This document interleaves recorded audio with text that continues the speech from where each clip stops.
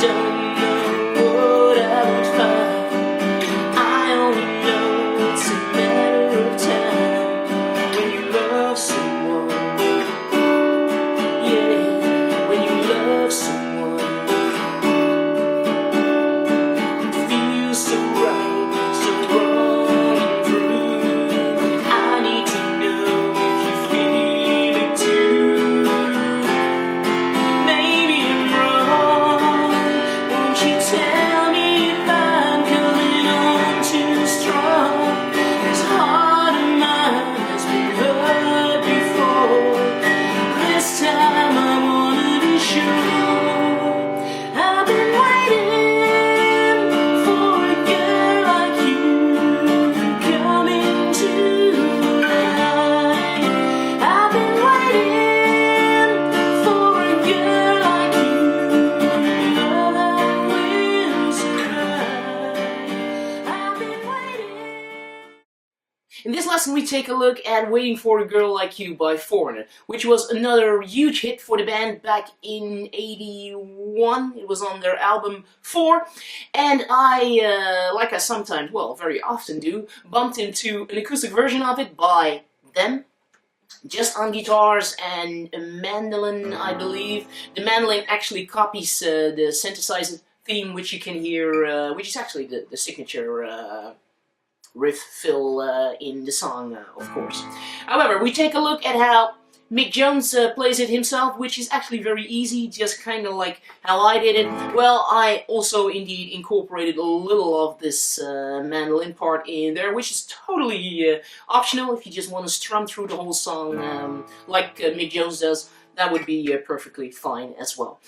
And I hope you could have seen, there are all the parts are kind of like two chords back and forth. Like in the intro and half of the verses, it is basically just going from A minor, which I like to finger like so, instead of like the usual fingering, I suppose. Why? Because then I can slide it up to the next chord, which is basically a little G, still with an A in the bass. So A minor to a G with an A in the bass. Leaving the top string open.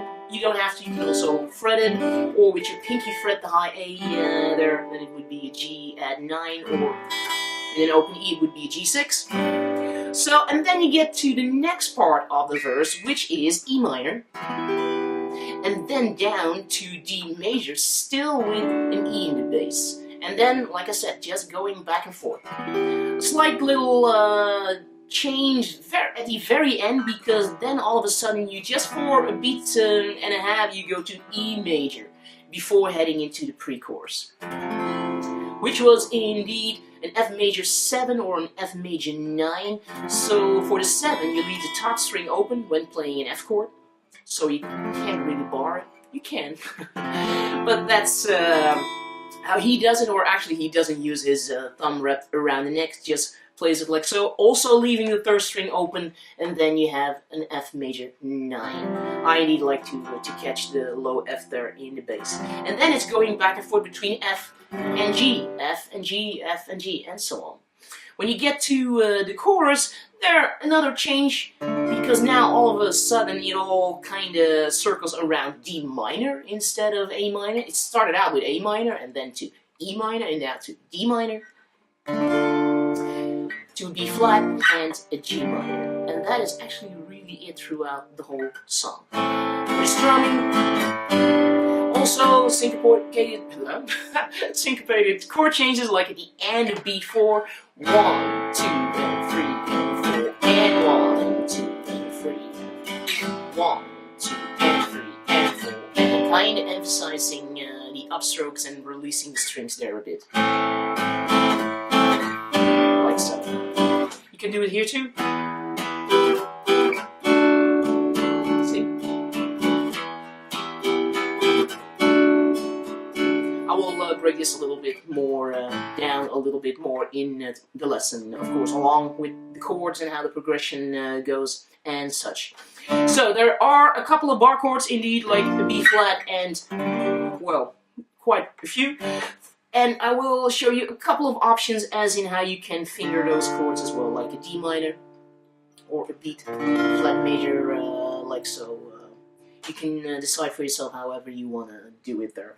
Then, like I said, it is totally optional to do this, to kind of incorporate those notes which you can hear the synthesizer or the mandolin doing it. When he plays it on the mandolin, he doesn't really copy it exactly the same way. He plays it more with upstrokes also at the end of the beats, instead of really like on the album it's really like 1 and 2 and 3 and 4 and 1 and 2 and 3 and so on. But that's not really how he does it. Or he keeps it short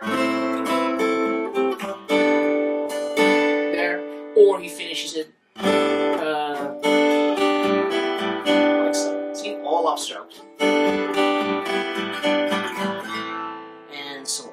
So in a way, not so hard. In another way, a few things to pay attention to. I'll walk you through everything you need to know, of course, in this lesson, which you can, of course, check out at totallyguitars.com.